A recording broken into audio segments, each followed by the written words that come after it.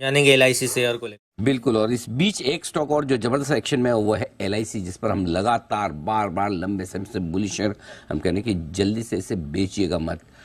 आज इसने एक इतिहास बनाया है, फिर से बनाया नहीं है, दोहराया है। 949 ये थी इशू प्राइस। इसके बाद रिटेल को डिस्काउंट दिया गया, पॉलिसी होल्डर्स को डिस्काउंट दिया गया। तो 904 की प्राइस रिटेल की थी, पॉलिसी होल्डर की 889 की थी। आज इसने अपनी इश्यू प्राइस को टच किया, जहां पर QIB और बड़े इन्वेस्टर्स HNI इन्वेस्टर्स को मिला था, वो था 949। आज का है ये 948 पॉइंट समथिंग 45, यानी कि आज अपने इश्यू प्राइस पर LIC पहुंचा है। और ये एक बड़ा, अब मेरे ख्याल से लाइफ हाई पर ही ट्रेड कर रहा होगा। इश्यू प्राइस के नीचे ही लिस्ट हुआ था, तो जाहिर सी बात है अब इश्यू प्राइस पर पहुंचता हुआ दिखा। तो LIC, मैं फिर कहूंगा दीप, पिछले 3 महीनों से हम लगातार करें कि LIC को बिल्कुल भी बेचना नहीं है।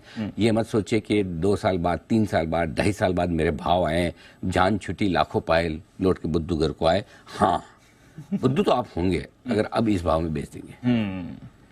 अब नहीं बेचना है। 1100-1200 के टारगेट रखिए। और मैं लॉजिक आपको समझा देता हूँ। LIC के पोर्टफोलियो में मार्क टू मार्केट प्रॉफिट जो इस बाजार की तेजी के साथ आ रहे हैं, गवर्नमेंट ऑफ इंडिया के बाद सबसे बड़ा इन्वेस्टर भारतीय बाजार में LIC ही है।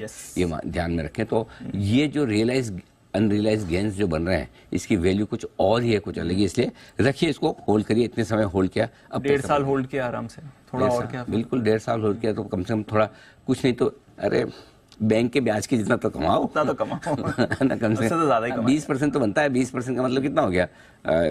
1150 का एंड ऑफ है ना। 1100-1200 तो मिनिमम टारगेट, इतना तो रखिए, फिर देखेंगे, रिव्यू करेंगे। बट LIC डेफिनेटली आपके लिए होल्ड है।